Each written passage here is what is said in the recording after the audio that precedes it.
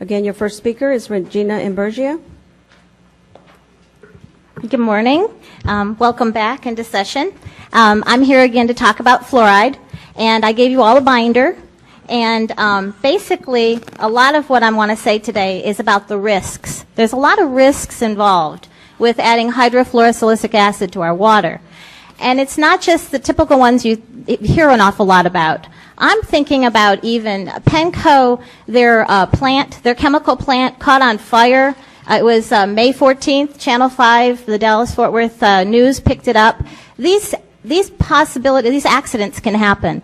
And when this hydrofluorosilicic acid reaches 227 degrees, it creates a very corrosive, deadly fumes. So if we looked at the fact that our Dallas water, the raw water, has 0.5 parts per million in the water already, and like to use the words of some people, that you're thinking about tweaking it to 0.7 parts per million, is it worth the risk? The risk for even the people that are handling it. This is a Class 8, it's the highest of all the hazardous materials. It's Class 8. And so we all know that there's, Kenneth Delgado, Del Rango, I guess is his name, with the Water Department, when I was talking about how strong this is and everything, he said, well, why aren't you talking about the other things we're putting in the water? They're stronger and they cost more money. And I said, because the other things that are being put in the water are put there to make the water safer. That's what they're in there for. Fluoride is just put in there for the supposed benefit of making the teeth stronger. But where is the proof? Where is the proof? They've talked about it, and you hear the same sentence repeated all the time, that the CDC says that this is one of the greatest, discoveries. But where is it that they prove that it's safe and effective? We need to look at the risks that are involved. So in this binder, real quickly, there is a section that'll show you, and there's research papers on all the different health risks that are involved too. You can flip through there, and a lot of them are listed. And one thing about being a person who's anti-fluoride like this, you get called names, and if you guys stand up, and you might get called names. Sheffie Kadane was called names. But that's because we're going against status quo. Please look at it. I beg you, because I care about the city. I care about the health of the people. I care about you guys. The liability that you're getting involved with. Is it really worth the benefit? Let's see. I got 25 more seconds, so I'm going to try to say something more. Okay, the precautionary rule says, when in doubt, leave it out. Okay? So all you need is a little bit of doubt. Just any amount of doubt. Anything that could cause you a little concern, you guys as leaders are supposed to hang on to that and be the watch guard between us and the problem.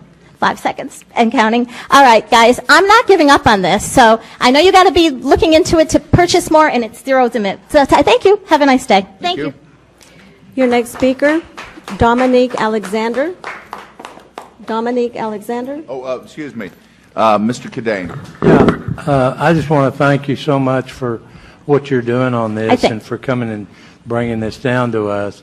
And I do feel adamant about what you're giving us. I think we are naturally fluoridated with up to 5 parts per million, and why should we do more? I mean, why? Because the government says, oh, you can go up to 7. Why do we have to go up to the top dollar? And the fluoride they're putting in there is not pharmaceutical fluoride. It's junk fluoride. So I think we need to really look at what you're saying, and we can turn around and save the Water Department $1 million. So thank you for coming up with that, and I appreciate it very much. Thank you, Hopefully we can. Thanks. Thank you, Mr. Kadane. Next speaker. Dominique Alexander. Dominique Alexander is not present. Joe Stokes. Mr. Stokes will be followed by Dolores Phillips. Mr. Mayor, I'm a retired public school teacher.